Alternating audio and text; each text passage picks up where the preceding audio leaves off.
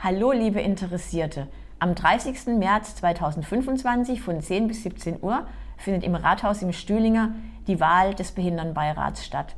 Kommt alle vorbei, unterstützt uns. Der Behindertenbeirat hat die Aufgabe, die Kommunalpolitik zu beraten und die Stadtverwaltung ebenfalls.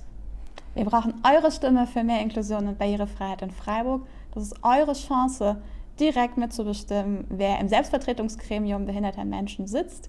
Ihr könnt von 10 bis 17 Uhr ins Rathaus im Stühlinger kommen. Ihr könnt wählen, wenn ihr 16 Jahre alt seid, auch einen Wohnsitz in Freiburg habt und einen Grad der Behinderung von mindestens 50 habt. Dann brauchen wir eure Stimme, denn der Behindertenbeirat braucht eure Unterstützung. Kommt zur Wahl!